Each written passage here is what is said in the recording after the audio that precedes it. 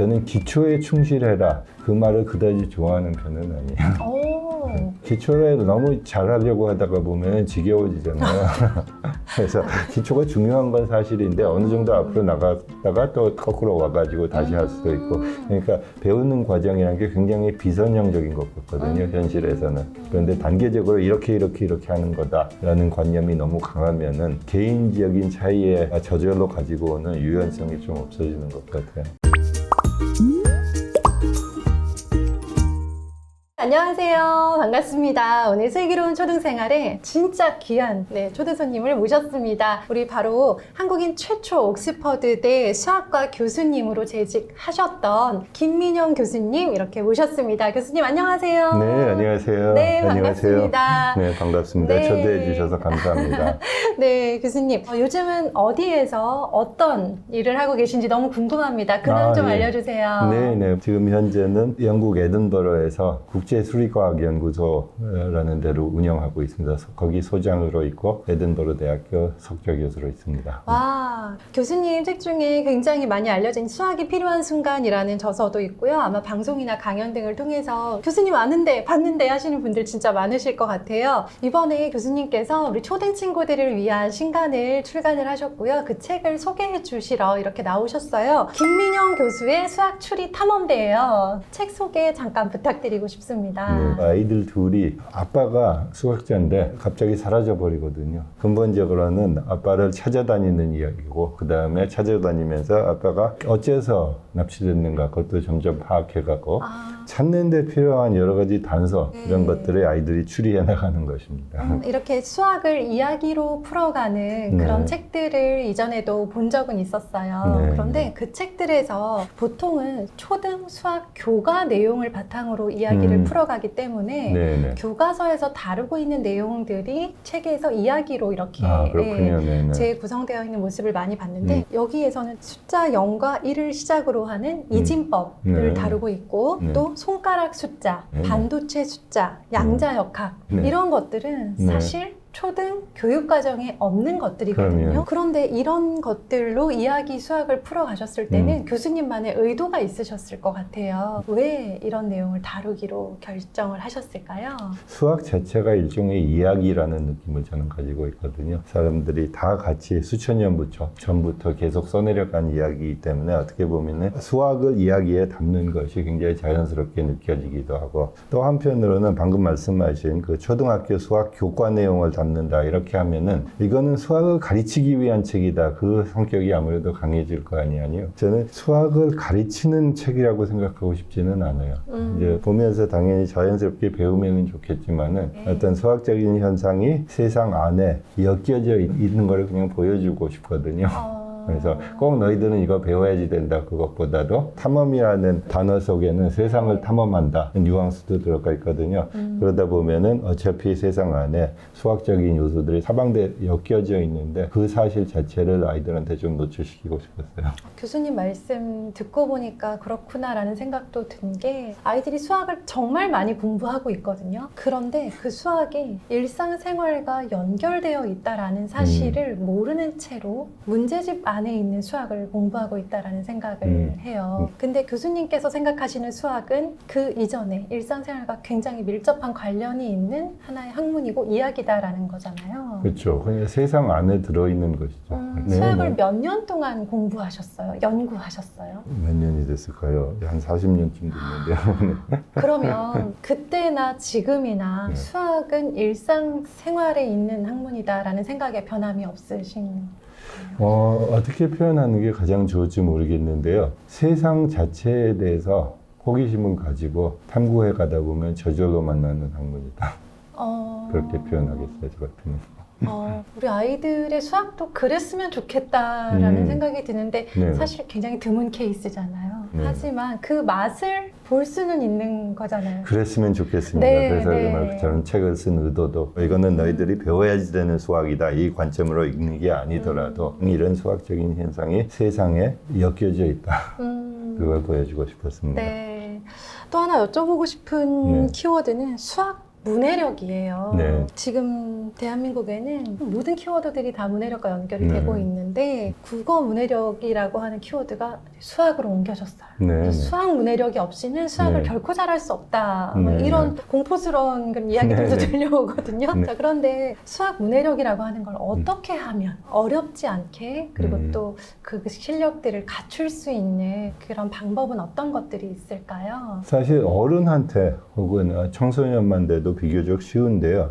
왜냐하면 우리가 사실 신문을 읽는다고 해도 그 안에 정량적인 데이터가 굉장히 많이 들어있잖아요. 거기에 대해서 궁금하면은 좀 파고들다 보면은 문해력을 키울 수 있는 방법이 굉장히 많은 것 같아요. 특히 네. 요새는 어떤 개념에 관해서든 인터넷에 굉장히 많은 자료가 있잖아요. 그래서 그런 식으로 나가는 의지만 있으면은 문해력 키우는 건 굉장히 쉬운 것 같은데, 근데 당연히 아이들한테는 조금 더 어렵죠. 아이들은 보통 네. 사회, 경제에 대해서 관심을 갖기가 쉬운 것도 아니고, 아이들의 경우에는 또 어려운 일이지만은 부모의 관심을 통해서 더 많이 배우는 것 같거든요. 부모가 공부하면서 부모의 문해력이 늘어나면은 또 아이들이 저절로 늘어나는 면도 있는 것 같거든요. 가령 공룡을 좋아하는 아이들이 많은데, 공룡은 언제 살았던 건가? 공룡은 부피가 어느 정도인가? 분포는 또 어떤가? 이런 질문들을 하다가 보면은 사실은 부모도 배우고 아이도 배우고 그러거든요. 수학적 문해력에는 정량적인 데이터를 봤을 때 어느 정도 직관적으로 이해할 수 있느냐, 어느 정도 섬세하게 그걸 측정하는 것일 것 같아요. 제 개인적인 경험이긴 하지만 수학적인 사고가 아이들한테 어려운 건 사실이거든요. 맞아요. 어떻게 하든 간에. 그러니까 어떻게 해도 어려운데, 어릴 때는 그러니까 세상 자체를 이해하고 싶다, 탐구하고 싶다, 이런 종류의 자연스러운 충동을 좀 격려해주는 그 방향이고, 그 다음에 이제 그거를 점점 세밀하게 만들어 나가는 과정에서 이제 수학 얘기가 차차 등장하는 것 같거든요. 아이들이 어릴 때는 네. 굳이 수학 얘기를 그렇게 많이 하지는 않으셨다고 하는데, 교수님께서 수학적 문해력이라고 하는 그런 네, 키워드들을 굳이 강요하지는 않았다는 거예요. 그렇죠. 강요라기보다도 자연스럽게 습득할 상황들을 찾았던 것 같기는 해요. 수학이라고 하는 게 공식을 넣으면 문제가 해결되는 그런 단순 연산의 반복 혹은 이제 네. 훈련하는 그런 것 정도라고 생각을 하시는 경우가 있더라고요. 네, 네. 근데 사실 수학은 단순 반복이나 그런 연산을 훈련하는 것에 그치지 않는 정말 어마어마한 그런 학문이잖아요. 네. 이 수학적 사고력이라고 하는 게 얼마나 중요한지에 대해서 그게 결국 있어야 이 고등수학이라고 하는 것들을 이렇게 돌파해 나갈 수가 있을 텐데, 네. 그렇다면 우리 교수님께서는 초등 시기에 아이들이 수학적인 사고력을 키우기 위해서 부모님들께서 이런 도움을 주실 수 있습니다 라고 하는 것들이 있다면 어떤 게 있을까요? 연산이나 그 기초 실력 쌓는 것이 너무 하면은 굉장히 역겹고, 그런데 그렇다고 해서 안 할 수는 또 없는 거잖아요. 그게 또 어려운 것 중에 하나인데, 수학의 경우에는 또 단계적으로 실력이 쌓아 올라가기 때문에 그런 면에서 보면은 악기를 연주하는 사람들하고 좀 비슷한 면도 있죠. 악기의 경우에도 멋있는 곡 연주하게 될 때까지 굉장히 또 지겨운 연습도 많이 해야지 되잖아요. 그래서 그걸 완전히 피할 수는 없는데, 수학적 사고력이 제 생각으로는 별것이 아니고 그냥 세상 사물에 대해서 파악해 가는 과정에서 그 사고력이 섬세해지면은 그게 수학적 사고력인 것 같거든요. 섬세해지고 자세해지고 수도 자꾸 등장하고 정량적인 언어도 필요해지고, 다시 얘기하면은 수학적 언어라는 거는 그냥 세상 사물을 묘사하는 정밀한 언어다. 그리고 그런 것들을 이해해가는 과정이 수학적 사고력인데, 그런데 사실 아이들한테는 어렵거든요. 네. 정밀한 사고라는 게 아이들한테 그쵸. 어렵잖아요. 그래서 오히려 수학적 사고력을 키우는 걸 너무 걱정 안 하는 게 낫지 않을까 하는 네. 느낌이 들 때도 있거든요. 너무 정밀함을 아이들한테 요구하면은 부담이 될 수도 있고, 그 다음에 사고의 어떤 창의성, 모험심이 줄어들 수도 있고, 그렇기 때문에 그래서 그게 참 어려운 문제인 것 같아요. 답을 안 드리는 것 같은데 결국은. 답을 안 드렸다기보다는 지금 너무 디테일하고 깊고 완벽한 풀이를 그렇죠. 요구하는 문제들을 아이들한테 뒤밀고 있거든요. 그렇죠. 그러니까 그게 연산에 대해서 회의적인 사람들도 그러면 수학적 사고는 이렇게 하는 건다. 그거 자체도 일종의 공식으로 만드는 것 같거든요. 네. 근데 그러면은 이제 어떻게 보면은 목표 자체가 와전이 되는 것 같은데. 그래서 맞습니다. 수학적 사고력이라고 하는 하는 것을 그 키워드를 잡기 위해서 어떤 특정 학원의 특정 교재를 활용한 특정 그렇죠. 커리큘럼을 따라가야만 그렇죠. 굉장히 좁은 정의를 만들어버리게 되는 네, 것 같아요. 맞아요. 일단 그런 식으로 걱정하기 시작하면 연산도 중요하고 수학적 사고력도 중요하고 모든 게 중요하고 또 하나 굉장히 제 생각으로 중요한 거는 커서도 어릴 때 했던 거 복습하는 것도 당연히 필요하거든요. 네. 그래서 한 번에 철저하게 배우는 것도 어렵고 대체로 제가 수학 선생님들하고 대화를 할 일들이 꽤 많은데 한 가지 제 관점이 조금 선생님들하고 가끔 다른 것 중에 하나는 저는 기초에 충실해라 그 말을 그다지 좋아하는 편은 아니에요. 오. 기초에 너무 잘하려고 하다가 보면 지겨워지잖아요. 그래서 기초가 중요한 건 사실인데 어느 정도 앞으로 나갔다가 또 거꾸로 와가지고 다시 할 수도 있고 그러니까 배우는 과정이라는 게 굉장히 비선형적인 것 같거든요. 현실에서는. 그런데 단계적으로 이렇게 하는 거다라는 관념이 너무 강하면은 개인적인 차이에 저절로 가지고 오는 유연성이 좀 없어지는 것 같아요. 교수님 말씀 들으니까 좀 유연해지고 좀 네. 여유로워진다고 해야 되나? 네. 그런 마음이 들어요. 아, 다행이네요. 네. 교육이라는 것 자체가 어차피 그런 거거든요. 그 전 단계로 완벽하게 이해한 학생들만으로만 이루어질 수 있다는 거는 그러니까 완전히 환상이고 그렇죠. 비현실적인 것 같고 굉장히 여러 종류의 성격과 학생들이 교실 안에 아우러져 있는데 그걸 어떻게 다루느냐가 어렵고 중요한 문제 중에 하나잖아요. 그래서 그 관점에서 기초 실력을 잘 닦아야지 된다. 초등학교 때 잘 보여야지 중학교에서 잘한다. 이것도 틀린 말은 당연히 아니지만 네. 그걸 너무 중점을 두면은 교육 과정을 조금 경직하게 만드는 것 같아요. 아, 나중에도 고칠 수 있다. 어설프게 배우고 또 앞으로 나갔다가 또 나중에 더 자세하게 배울 수 있다. 이런 종류의 비선형적인 과정을 인정하면은 아이들의 수학적 사고에 대한 걱정도 좀 없어지지 않을까.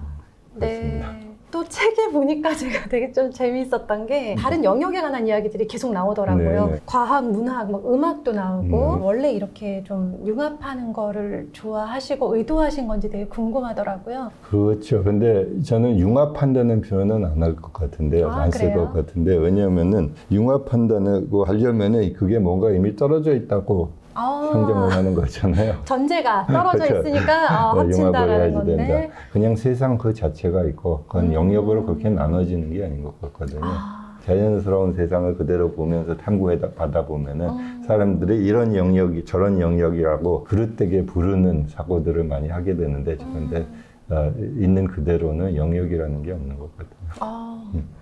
이쯤에서 교수님에 대한 궁금증이 많이 들어요. 어떤 학생이셨는데 지금 이런 모습의 수학자로서의 삶을 살아가고 계실까? 약간 부끄러운 얘기지만 제가 중고등학교를 거의 안 다녔거든요. 거의 안 다닌 건 뭐죠?